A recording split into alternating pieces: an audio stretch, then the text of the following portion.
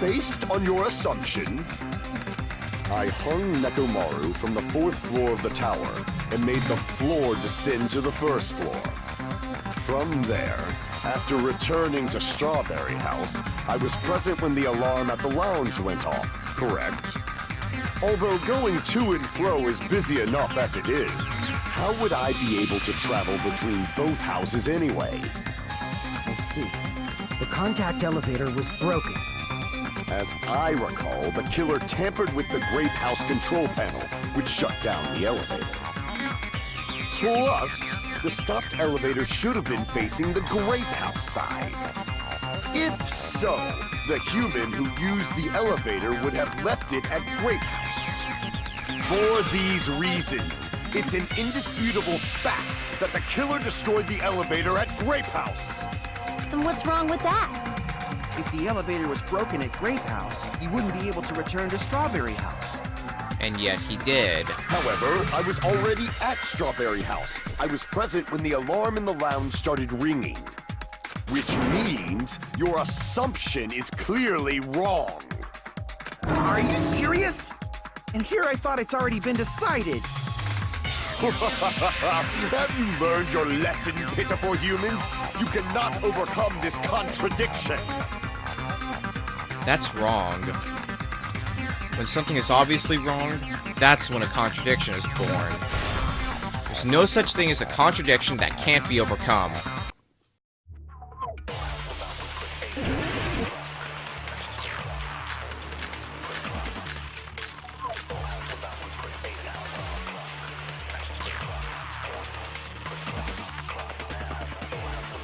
That elevator was the only means of travel between the two houses. As long as that elevator was broken, your assumption collapses. Plus, the elevator was broken at Grape House. If the killer cannot return to Strawberry House... Since I was at Strawberry House at that time, there's no question that the following crime is impossible. It would have been different if they had an accomplice. Or if there was a secret passageway. How much longer do you plan to lecture me? Why don't we stop this already? A contradiction is when something is obviously wrong. There's no contradiction I can't shoot through. I'm gonna find out what that is. For the sake of everyone's hope, I'll shoot through the contradiction. That elevator was the only means of travel between the two houses. No, that's wrong! There's always the possibility of a secret passageway, which is more than likely. I almost dropped my controller. There should have been another way to move between the two houses without the elevator. Such a method does not exist! Then why don't we ask the person who actually used that method? It should go without saying at this point, who here we know can access the two houses even though the elevator was out.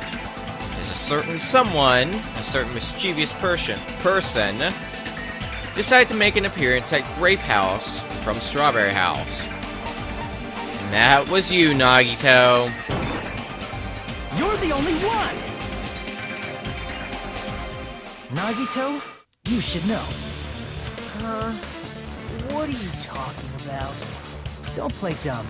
You appeared so suddenly that one time because you used that method, right?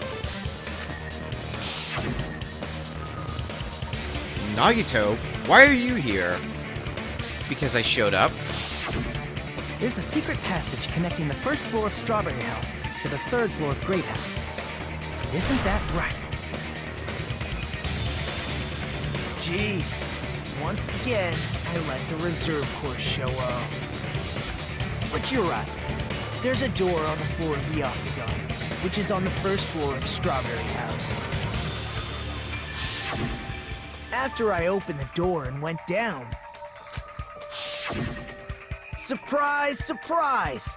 I ended up in the Monokuma Archive, which is on the third floor of Grape House. Meaning, the third floor and the fourth floor are actually connected. Plus, once you've cleared the final dead room once, You can pass through it as many times as you want. If they used that secret passage, they could have gone between the two houses as much as they wanted. Infinity Unlimited Flame! However, what if the killer was unaware of the existence of the final dead room? There's no way they didn't know. That is merely an illusion you have fabricated from your own suspicion. If you value your life, you should stop with your scrutiny. There's no way I can stop. Did you say? Don't make me angry. You wouldn't like me when I'm angry.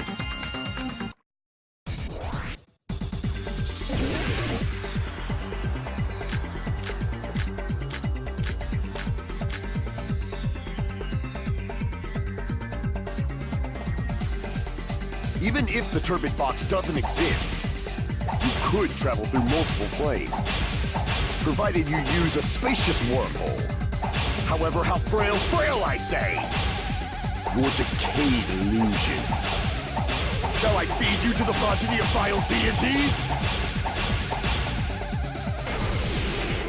I already proved the secret passage exists. The secret passage was at the Octagon. Know the limits of your own reasoning! You say the killer went to the Octagon? Don't bark, you cur! If you don't want to drown in the maelstrom of blind confusion, at least pray to the key which dwells in the light! He probably means, try proving the evidence that the killer went to the Octagon, right? If that's the case, I should have it too.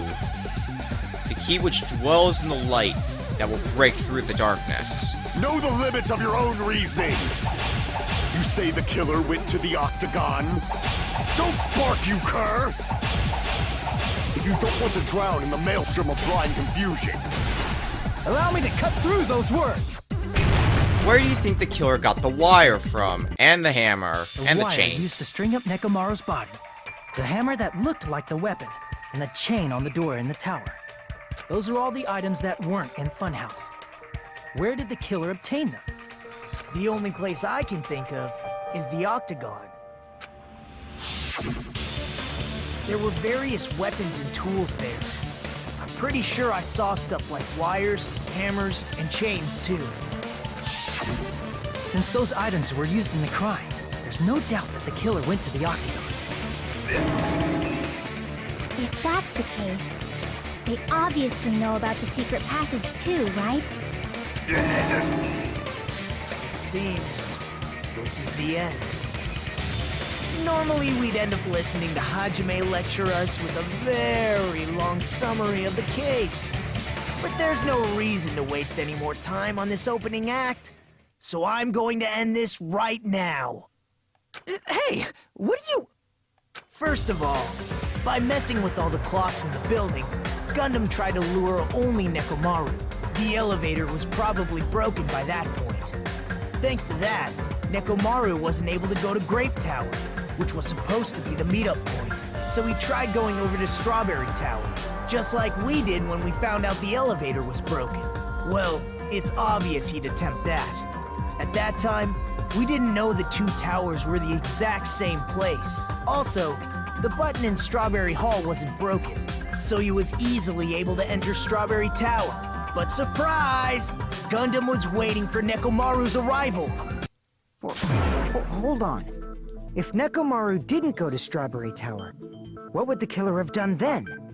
Their plan was a balancing act of uncertainties. But even if they failed, they probably wouldn't have minded. They can just greet everyone the next morning as if nothing happened, and come up with a different plan. And, without such a risky plan, they wouldn't have been able to lure him at all. I'm going to continue summarizing the case, okay? Through this, Gundam successfully lured Nekomaru to Strawberry Tower.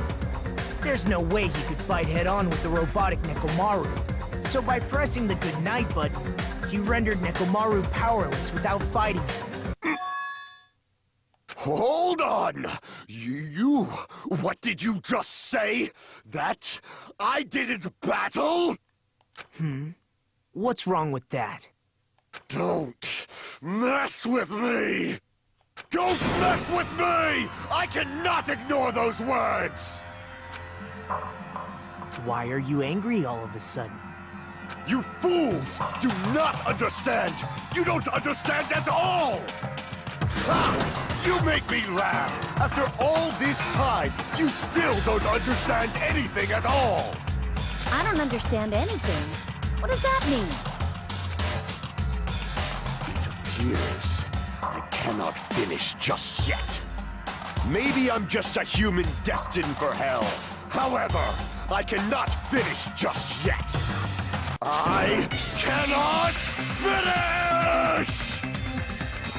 What do you intend to do? It's obvious! I'm going to destroy your illusory assumptions! Are you saying you still have more? You still have room to argue? Your words. You said I pressed Nekomaru's goodnight button. However, that button was on the back of Nekomaru's neck. To press it, I'd have to get behind him. It's not easy to get the drop on Coach Nekomaru. It's even more difficult if it's a one-on-one situation. Just as I thought, truly frail, succumbing so easily to this simple argument, it was just a mere illusion.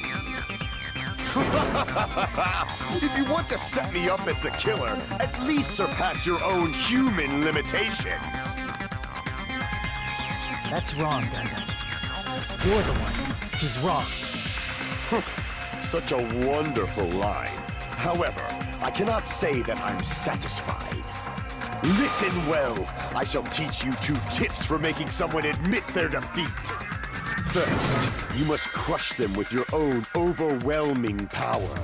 And as for the other, you must provide a reason that will persuade that human. You have not fulfilled either of those yet. Guess you really don't want to admit it. And just as you requested, I will provide an argument that will leave you no choice but to be persuaded.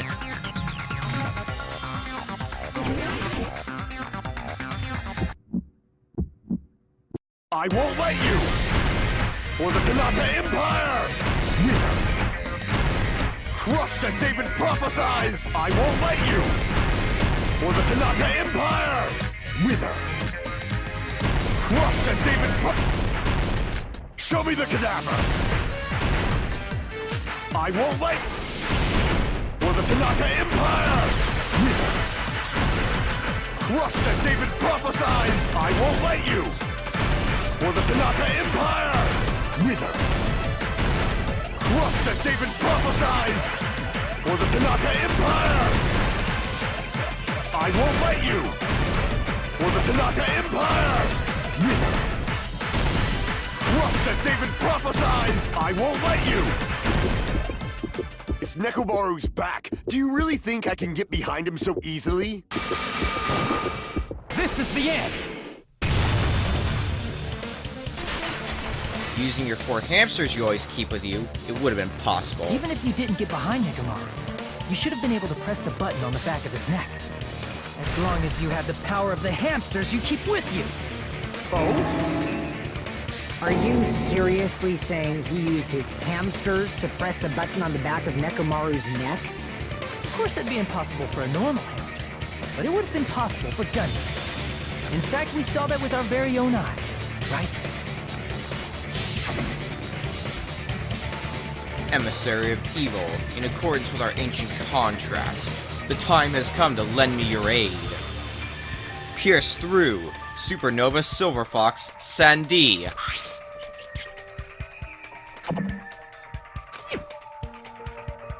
His hamsters are very capable of pressing buttons.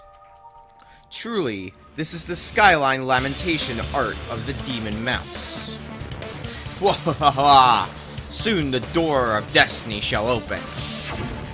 Now that you mention it, after Ibuki was killed in the music venue, one of Gundam's hamsters retrieved the piece of wallpaper from the baton lighting, right? Hey, with your friends and their exceptionally smart brains, it must have been possible to secretly get one of them behind Nekomaru and press the button on the back of his neck. How about it, Gundam?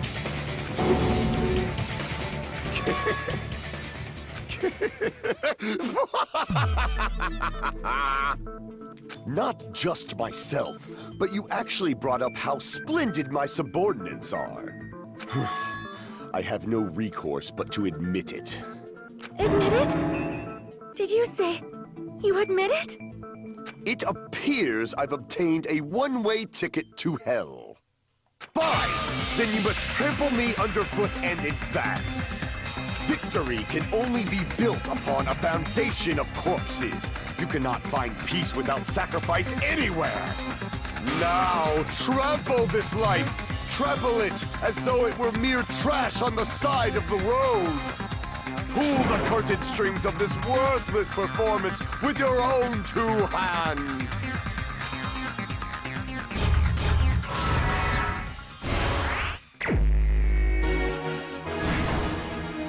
It's the closing argument, as usual.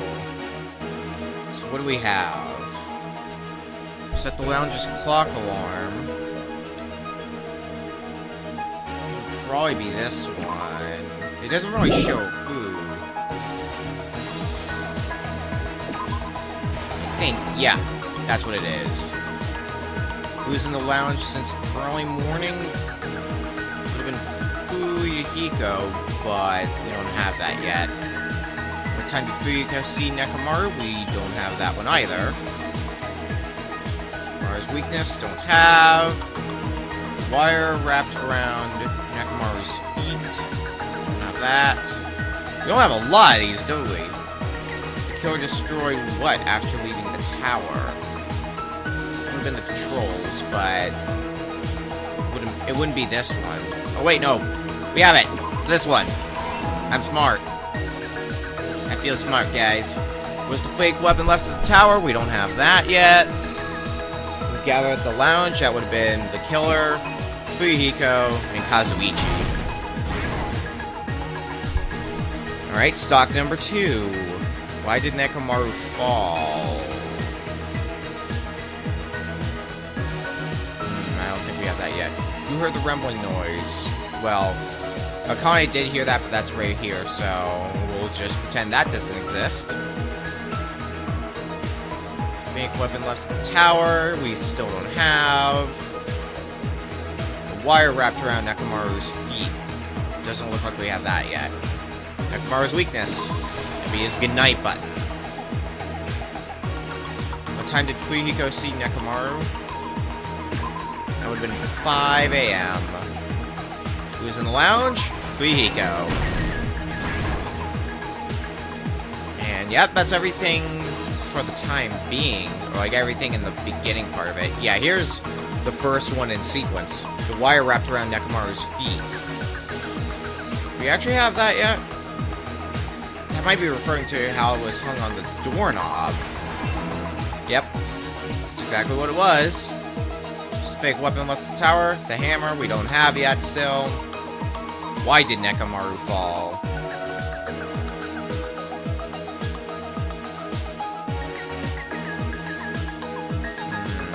The doorknob coming off. Yep. Last stock.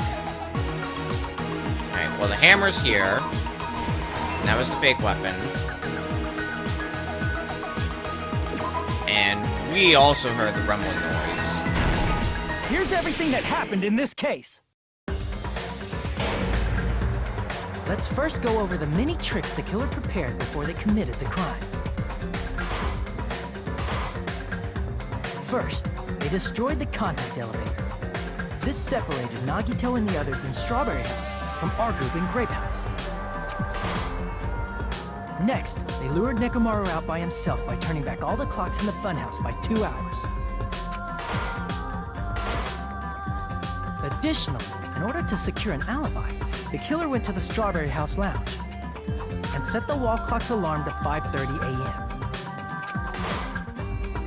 After finishing their preparations, the killer went to Strawberry Tower with the necessary tools in hand. They obtained these tools from the Octagon, which you can enter once you clear the final den. This means the killer discovered the secret of the funhouse faster than anybody else.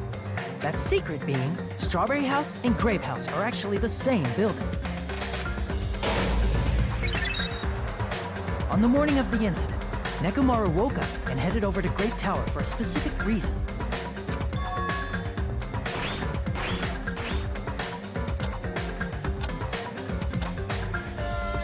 There, Fuyuhiko, who was at the lounge by coincidence, witnessed Nekomaru.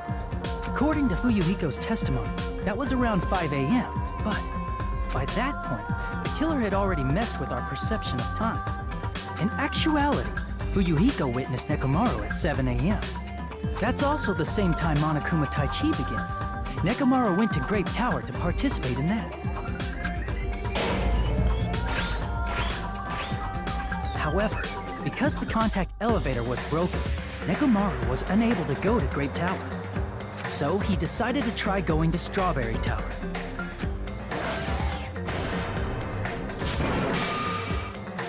But the killer was waiting for him there.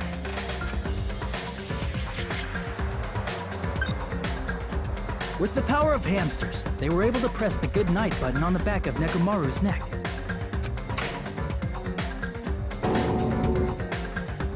This forced him to enter sleep mode, rendering him immobile. From there, the killer began preparing to use the ultimate weapon.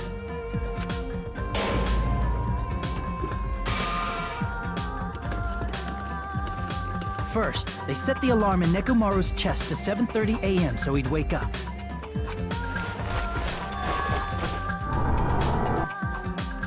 Then they tied him up with a metal wire, tied the tip of the wire into a loop, and hung it on the doorknob.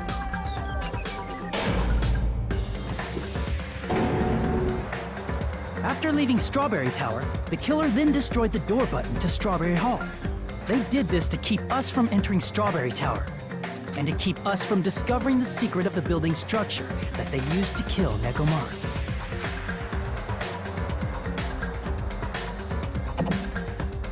Then, they used the secret octagon passageway to travel to Grape House. After arriving at Grape Hall, they pressed the button to open the door to the tower.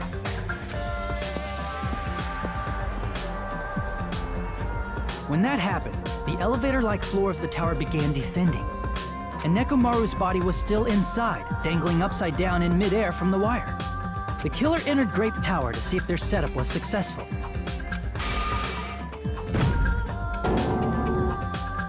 And placed a hammer on the floor to look like the weapon, then wrapped a chain around the back door. This was done to make us falsely believe we couldn't enter the tower from Strawberry Hall.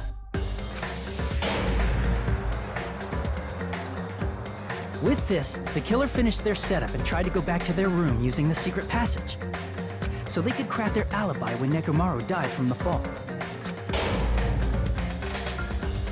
But something unexpected happened. Fuyuhiko, who saw Nekomaru earlier, was still at the lounge. As a result, the killer couldn't return to their room, and with no options available, time ran out. The lounge's wall clock alarm started ringing at 5:30. Well, actually 7:30. To avoid a worst-case scenario, the killer was forced to appear in front of Fuyuhiko with the others. When the wall clock's alarm rang, that was also the same time Nekomaru was waking up. He woke up while he was still hanging upside down, so he couldn't help but sway his body powerfully. Originally, the loop of wire was only supposed to slip off the doorknob, but because there was a heavier load than expected, the doorknob ended up breaking. Nekomaru fell from the 4th floor all the way to the 1st floor. He crashed into the pillar, which decapitated him on impact, and died. The sound of Nekomaru's impact echoed throughout the funhouse. However, by this point, the killer's plan was about to fail, thanks to the broken doorknob and Fuyuhiko. Meaning, the killer is someone who wouldn't have heard the alarm if they were in the deluxe room. They also wouldn't have been able to return to their guest room, because Fuyuhiko was at the lounge.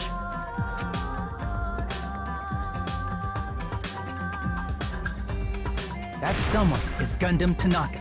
I can't think of anyone else but you.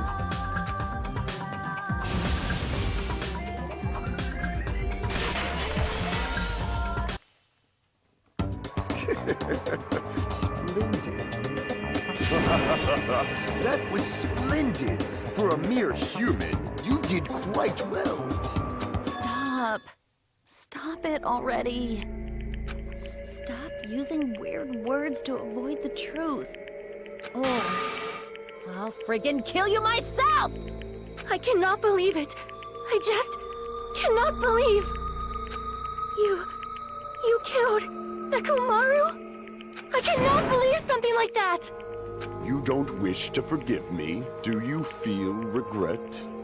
Then finish it! Cast your impure votes for Gundam Tanaka! My beloved, deadly foes, let the voting time begin!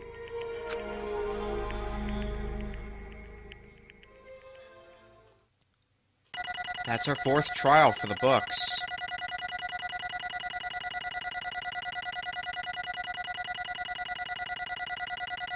And there's the results from it. A good old A rank.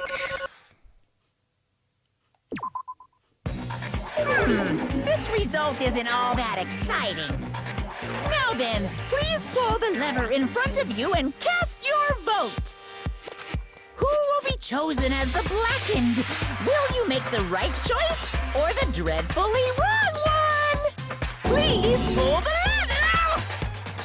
Crap! I bit my tongue at the most important part!